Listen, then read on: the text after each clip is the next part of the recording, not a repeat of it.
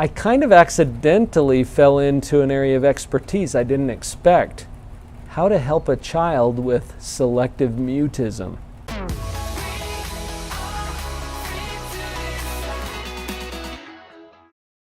Selective mutism.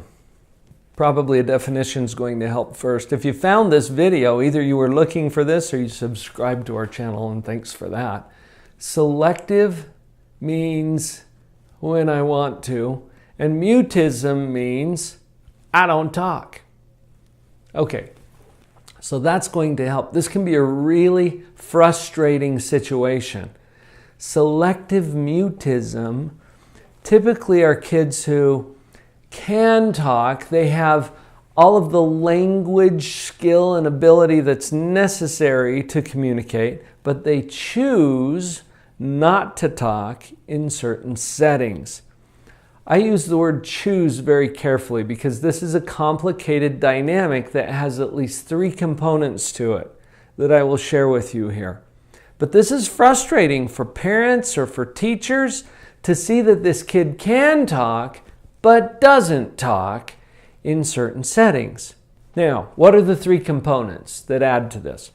I believe strongly from my own experience and the kids that I've worked with that there is an anxiety component that supports this particular diagnosis.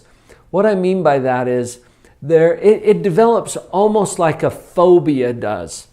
In a phobia, something happens where we have an unpleasant experience with whatever the stimulus is. It might be a spider, it might be something to do with heights or with social interactions, whatever it is, but it triggers a fear response. We basically have 2 choices when we have a fear response to something. We can either face that fear, yeah, like that's likely, or we can run away from it. More likely, right? Because our mind tells us, hey, that's dangerous, get out of there. When we avoid something that we fear, it actually increases our fear of that thing long term. When we face it, it actually increases our fear short term, but in the long term helps to alleviate or reduce that fear. Phobias develop when we avoid something and reinforce the fear because there's some fuzzy logic going on. Oh, I feel so much better when I avoid that thing. It must really be dangerous. Do you see the fuzzy logic? It doesn't mean that it's dangerous. It just means you feel better when you avoid it at first. But over time, it increases the fear. That's the problem that we run into. And I see this dynamic with selective mutism. Somehow they have an experience. And we can't always even identify what that experience was, what started this, what triggered it. Some of the parents who have worked with me can say, oh yeah, it was when this happened that my son started to not speak anymore. But a lot of times we can't even identify the triggering source. It's just developed now into a pattern where they never speak at school. They never speak outside of the home. And that avoidance has paid off for them because they feel better in the short run. But in the long run, it just kind of feeds on itself. Now, another dynamic that's happening here is a relationship dynamic. This one's a little tough for us as parents or teachers or counselors because we actually train each other, we and our children, train each other how to interact. So in this relationship dynamic, as the child fears the social interaction and refuses to speak, what does mom do? Well, she often will jump in and speak for the child, okay? Or a teacher, what does teacher do? Uses sign language or comes up with a different form of communication that works. Teacher's got 15 other kids that she's trying to deal with. What am I going to do with this one? Well, I'm going to do what's efficient and what's convenient and what's helpful. For that child to refuse to speak causes an inconvenience for the adult. That adult is going to solve the inconvenience in the most efficient way that they can come up with in the moment. And usually that dynamic then starts to train each other how to handle certain situations. So they might go to a restaurant, for example, and the child is completely unwilling to verbalize what they want or to order what they want. So they whisper it into mom's ear and mom orders it for them. And that tends to work for everyone, but it perpetuates the dynamic too. So that relationship dynamic is the second factor that I wanted to point out. Now the third one has to do simply with habit. Whatever we practice, we get really good at. And if our kiddo has been practicing not speaking for quite some time and it seems to be working for them, they're going to get really good at it. Most of the kids that I've worked with who have selective mutism actually tend to be quite bright. They're thinkers. And they know at some level that this is working for them. Now, I'm not saying that they enjoy it, because most of the kids I've worked with also want to overcome it, but they don't believe that they can. And the fear at this point has grown to a point, the anxiety component has grown to a point that it's almost paralyzing for them. So that's why it's frustrating. And I wanted to share those dynamics with you so that you get a sense of what it is that we're dealing with. Now, based on our understanding of it, what can we do about it? Well, for each of these contributing factors, we can add an intervention component. So let's go with the first one, anxiety. Knowing that this is an anxiety-based problem, what we want to do in terms of intervention is to offer opportunities for that child to face his fears. Now, is he going to be all excited about that? No, because everything in his mind is telling me he needs to avoid that.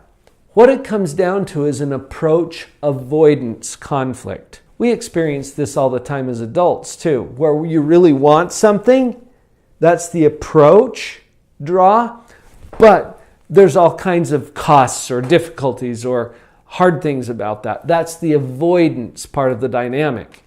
The approach and avoidance conflict that these kids are feeling can be very intense. So what we want to do is create opportunities for them to face that and practice overcoming it. Here's an example of one thing that I did with one of my young clients. We set it up. He really loves ice cream. Loves ice cream. We set it up so mom was going to take him to Baskin-Robbins. 30 wonderful flavors. He gets to pick whatever flavor he wants and whatever size he wants. As long as he orders it, mom buys it. If he doesn't order it, mom doesn't buy it. Do you see the approach avoidance conflict that we're setting up? Now, normally when they would go to the ice cream store, he would get really quiet. He'd back off. Mom would ask him, well, what do you want? Tell the lady what you want. And he wouldn't say anything, and he'd get this nervous look on his face, and he'd kind of look down and look aside, and he wouldn't say a word. Mom would lean down to him, and he would whisper into her ear what he wanted, and then she would order for him. That's how it typically went. Well, we changed that dynamic, right? What he orders, he gets to eat. If he doesn't order anything, he doesn't eat anything. So mom ordered what she wanted, gave him an opportunity. Son, what would you like? He doesn't say anything. He gets nervous. He looks to her to lean down to him. She's waiting patiently. Would you like to order something? Still silence. Mom was great how she handled this, because can you feel that as a parent, how that's going to pull on you a little bit and you're not sure you really want to do this? You have to have the guts to actually follow through. And she did it beautifully, and she did it in a kind way where she said, well, I guess he's not going to order anything. We'll just go with what I ordered. Wow. Can you see that that's kind of tough? But the beautiful thing about this is after a few trials of this, the kid actually did order something and he had a success there. We'll come back to that when I get to the third tip. Tip number 2 adds on to what we've just talked about with creating opportunities for them to face their fears and experience some success or failure. Be ready for them to fail and be okay with that. In fact, step number 2 is this: reduce the expectation. This kid is bright. He knows that there's an expectation that he changes this behavior and that he steps up and starts speaking. He knows that. In fact, a lot of the kids that I've worked with are very sensitive socially. And if they make an effort to speak, everyone around them, mom, dad, therapist, teacher, start to celebrate. Oh, awesome, great job. And they're like, ugh. It freaks them out a little bit if we react too much. So we're going to reduce the expectation and we're going to tone down our reactions. I think what we want to do is take all of the drama out of this thing and make it very practical.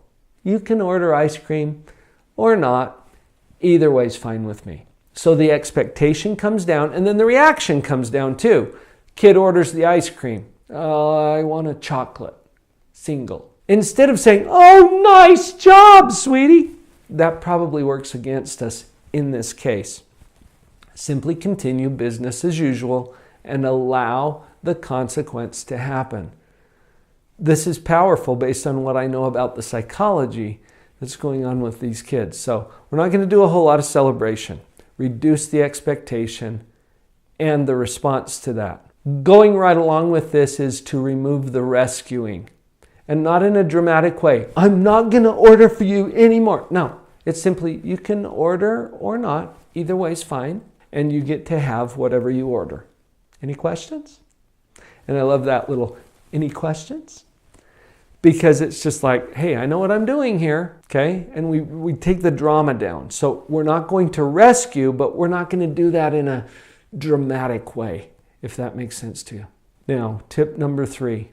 Has to do with the habit factor that I talked about. Whatever we practice, we get really good at. They're not going to be good at speaking in these uncomfortable situations until they've had a chance to practice it multiple times. So when you get that first success, that's awesome. Remember, don't celebrate too much because that freaks them out a little bit on the social scale.